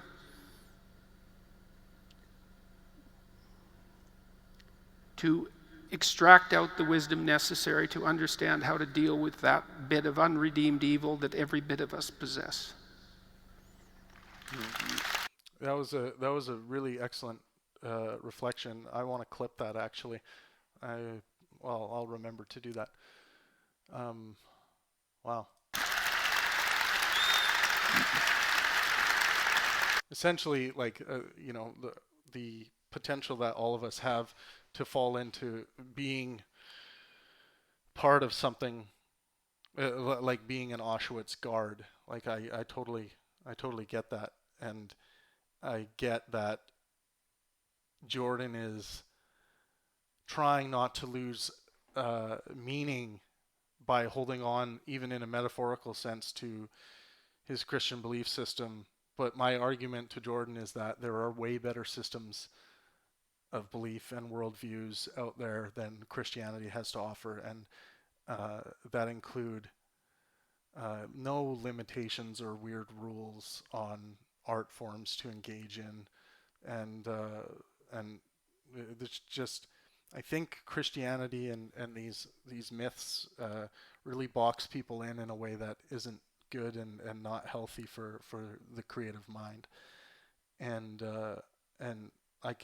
I sense a huge amount of fear in what Jordan just said there, and that's the true fear that he feels about losing these things and what it might do to people, what they might fall into. And I'm sympathetic to that, but I think Jordan doesn't give himself enough credit as a human being. He's giving credit where credit is not due. The goodness that he has in him, the goodness that he isn't coming from Christianity. It's coming from his rational evaluation of what's best for himself and for his loved ones.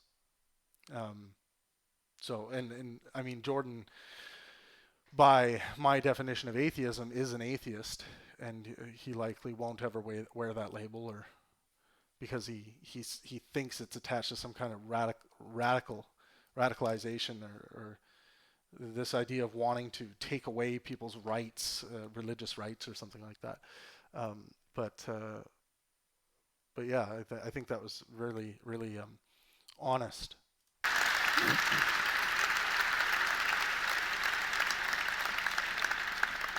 Well, I would say that I hate unnecessary suffering, and especially my capacity for it. And I see so much of my time, conscious time, moment to moment, devoted to this experience that should be familiar to all of you, which is to be captured by thoughts of the past or the future, which are, which almost by definition have a mediocrity so transcendent that it's just it is what makes human life just Nova Echo says Peterson is really more of a pantheistic, not an atheist. Well, no, that's not correct, because an atheist just rejects the claims of God's existence, and this is with regards to a being actually existing. And Jordan doesn't think a being actually exists. He acts as though one does, but he doesn't claim that a being actually exists. He's not a theist. He's an atheist. Pure monotony and pettiness and everything that religion advertises itself as a corrective to, right? So I mean, what I'm sensitive to is that someone like Sayyid Qutb, when he came to this is Osama bin Laden's favorite philosopher, when he came to America in the 50s, he saw his hosts and their neighbors spending all their time, bragging about how well mowed their lawns were and what new Chevrolets they had purchased, and he looked at all of this as it was just the quintessence of desecration and lost opportunity and the lack of profundity, and for him the corrective obviously was Islam. And half of that is right. It's possible to be totally captivated by the wrong things in this life, and to make yourself not. So obviously, being a guard at Auschwitz with a clear conscience is the extreme I was case thinking of more that. of happiness. What was that? More of being a guard at Auschwitz with happiness. Yes. Okay. Yeah. Even worse still. Right. So that's the extreme case, and to realize that job was not only filled by psychopaths, right? That psychologically normal people could be brought to that point. I recognize that that's the situation we're in, but most of us live our lives in a different place where it's just mediocrity and pettiness and needless anxiety, and very dimly we recognize the possibility of overcoming that on a day-to-day basis. And honestly, I think the atheism, the lack of belief, the lack of faith in an afterlife, for instance, the lack of belief in the notion that you get everything you want or may get everything you want after you die, it helps, leads to greater depth rather than to superficiality here. It's like when I kiss my daughters goodnight, right, it is with the understanding that I may never see them again, right? It's not with the assumption that if the roof caves in, we'll all be reunited in heaven along with our pets, right? Which is what many people find consoling about faith. But that, and so what I would say, what I hate in myself and what I hate in our culture is everything that conspires to make the preciousness and sacredness of the present moment difficult to realize. And that's the tide against which I keep pushing. Very good.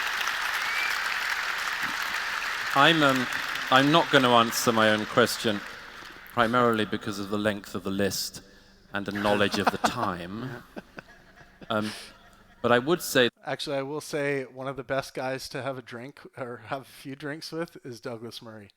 Hilarious. That if there was one thing I hate it's the fact that conversations like this, civil discussion on the most important matters between people who have enormous amounts in common and have important disagreements, which engage with the past and which are going to be facilitated for a long time by a knowledge of all the extraordinary progress we're about to hit, can take place in an arena like this with an audience like you, who have all come out and now sat here for 2 hours. And I think it's, at any rate from my point of view, one of the most positive things I can imagine in the world at the moment, that an evening like this is happening with an audience like you. Yes, thank you. And unless either of you want to say anything, I think on behalf of all of us, I'd just like to say what a thrill this is for us, and thank you to you. And I hope that this is an example of a constructive discussion of a kind that might even at some point catch on. So thank you. Thank you. Thank you all for coming. Everyone, please put your hands together for Sam Harris, Jordan Peterson, and Douglas Murray. Thanks, Jordan. Well done. Yes. To be continued. Awesome. Guys. Thank you so much. Okay, so let's do the math. We got through the 4-part series. I think it was about 2 hours per 2 hours per segment, 4 hours per video, or sorry, 4 segments per video. So that means 8 hours. So who can do their math? 8 times 4. So yeah, we've been at this a long time. We've been doing a lot of good work here. I think dissecting these conversations is important, definitely. And I think and we got to continue to do this. This work isn't unimportant in any way. People read your guys' comments. They see how you're engaging in conversations, and it's a very important example of how to have good faith conversations. So, that being said, I think here I'll go through a couple of these call-outs. Nicholas Chan says applause. Zentz gives the applause. Andrew T says Travisception at Pangburn. LOL. Nova Echo says y'all can thank Egyptian mythology for the money grab. Jordan Gooplar says the Pangburn, not trying to spam, but I would love to co-host the watch party for the Dillahunty Peterson debate. Maybe we can hop on a Discord or something. Maybe I'll create a Discord so we can do more call-ins during that. For sure, I think that's a good idea. Jenny Warman says, I love all 3 of these guys for different reasons. Definitely, so do I. Jason Noble gives the thumbs up and the cheers with a beer. I can't thank you guys enough for engaging in these watch parties. It's so awesome. We got Matt Dillahunty versus Dinesh D'Souza coming up March 1st. It's going to be a slugfest. These guys don't agree on anything, but they are ready to have a good faith conversation. I'm going to be there. I hope you guys can join me in New York City and hang out with me. I'll hang out with you guys after the event. We can go for a drink. If you can't make it, please consider buying a live stream ticket. It helps support the event. You can do that at pang-burn.com/live stream. Get your live stream ticket. Support intellectual discourse. It's important. Thank you guys so much for engaging in this watch party. I've had such a good time going through these really important discussions between Jordan and Sam. And we're going to move on to Jordan Peterson versus Matt Dillahunty next. Going to get a little mad action happening. And again, March 1st. And my tour is now on sale. How have I not talked about this? My tour with Lawrence Krauss is on sale. The Black Hole Tour. You can find out everything that's going on at Pangburn at pang-burn.com. Lawrence and I will be first touring across Canada. 6 dates. Where's my little thing here? I should just pull up the website.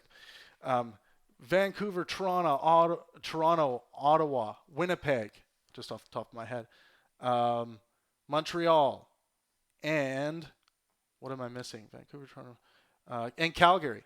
So those are the dates for Canada so far. We may add more if it sells really well. I'm hoping we sell enough to make this happen. I'm sure we will. And also on May the 4th, may the 4th be with you, Lawrence Krauss versus Dinesh D'Souza in Toronto. So with all of this stuff happening, I will be bringing you guys a lot of live content as I'm behind the scenes, as I'm going through the process of what I normally do, so you guys can have some access to these intellectuals.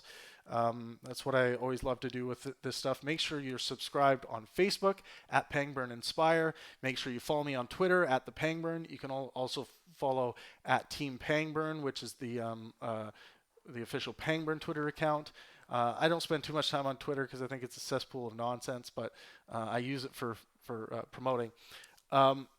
So yeah, just follow everything that we're doing at pang-burn.com. Follow us. I'm also on Instagram at the Pangburn. I'm starting to use that a little bit.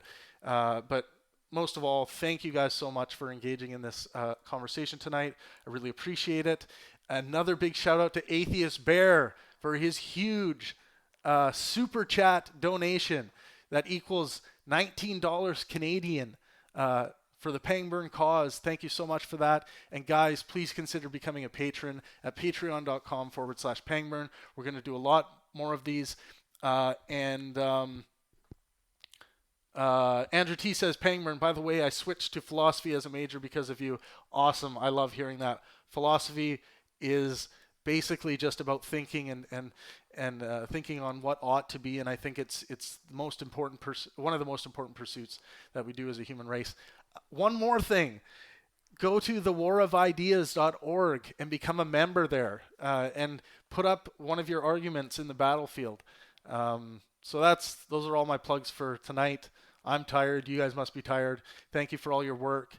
The discussions have been awesome, and as always, let art and science inspire. Good night, guys.